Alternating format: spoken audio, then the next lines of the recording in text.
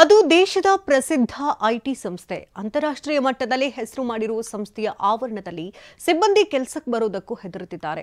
ಕಳೆದ 16 ದಿನಗಳಿಂದ ಯಾವೊಬ್ಬ ಸಿಬ್ಬಂದಿಯೂ ಅತ್ತ ಸುಳಿತಾ ಇಲ್ಲ. ಅಷ್ಟಕ್ಕೂ ಅವರನ್ನ ಹೆದರಿಸಿದ್ದ ಆ ಚಿರತೆಯ ಸುಳಿವೇ ಸಿಕ್ಕಿಲ್ಲ.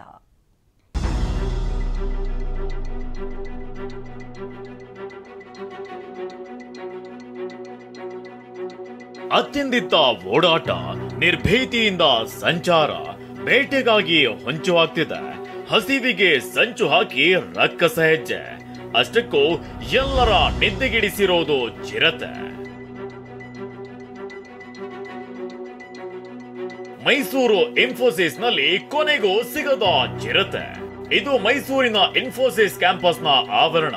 ಡಿಸೆಂಬರ್ 31ರಂದು ಚಿರತೆ ಕಾಣಿಸಿಕೊಂಡು ಇಡೀ ಸಿಬ್ಬಂದಿಯಲ್ಲಿ ಆತಂಕ ಹುಟ್ಟಿಸಿತ್ತು. ಚಿರತೆಯ ಓಡಾಟವನ್ನ ಸಿಸಿಟಿವಿಯಲ್ಲಿ ಕಂಡ ಸಿಬ್ಬಂದಿ ಹೌಹಾರಿದ್ರು. ತಕ್ಷಣ ಅರಣ್ಯ ಇಲಾಖೆಗೆ ಮಾಹಿತಿ ನೀಡಿದ್ರು. ಸ್ಥಳಕ್ಕೆ ದೌಡಾಯಿಸಿದ ಅರಣ್ಯ ಇಲಾಖೆ ಅಧಿಕಾರಿಗಳು ಚಿರತೆ ಹೋದೆಡೆಯೆಲ್ಲ ಹುಡುಕಾಟ ನಡೆಸಿದ್ರು. ಆದ್ರೆ 16 ದಿನಗಳಿಂದ ಹುಡುಕಾಡಿದ್ರು ಯಾವುದೇ ಪ್ರಯೋಜನವಾಗಿಲ್ಲ. ಸಿಟಿ ಕಡೆ ನಮಗೆ ಕ್ಯಾಮರಾಗಳು, CCTV ಕ್ಯಾಮ್ರಾಗಳಾಗಿರ್ಬೋದು ಅಥವಾ ಮೊಬೈಲ್ ರೆಕಾರ್ಡಿಂಗ್ಸು ಆ ಥರ ಮೂಲಕ ನಮಗೆ ಸಿಗೋದ್ರಿಂದ ನಮಗೆ ಸಿಟಿ ಕಡೆ ಅಂತ ಆಗುತ್ತೆ.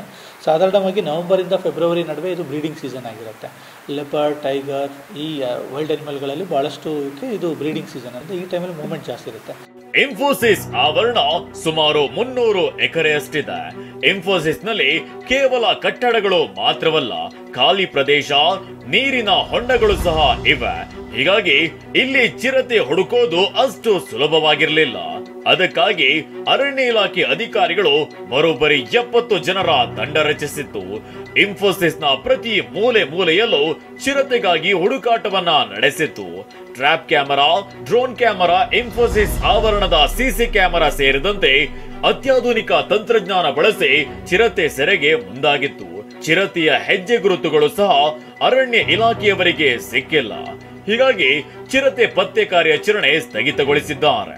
ಮೈಸೂರು ಸುತ್ತಮುತ್ತ ಎಲ್ಲ ಎಲ್ಲಿ ಕಬ್ಬಿನ ಗದ್ದೆಗಳಿದ್ದಾವೆ, ಕಬ್ಬು ಕಟಾವು ಕೂಡ ಇದೇ ಟೈಮಲ್ಲಿ ಆಗುತ್ತೆ. ಆ ಟೈಮಲ್ಲಿ ಏನಂದರೆ 1 ವರ್ಷ 12ರಿಂದ 14 ತಿಂಗಳವರೆಗೂ ಕಬ್ಬಿನ ಗದ್ದೆ ಒಳಗಡೆ ಯಾರೂ ಹೋಗ್ತಾ ಇರಲ್ಲ. ಅಂಥ ಟೈಮಲ್ಲಿ ಕಬ್ಬಿನ ಗದ್ದೆ ಒಳಗಡೆ ನೀವು ಬೀಡ್ಬಿಟ್ಟಿರ್ತವೆ.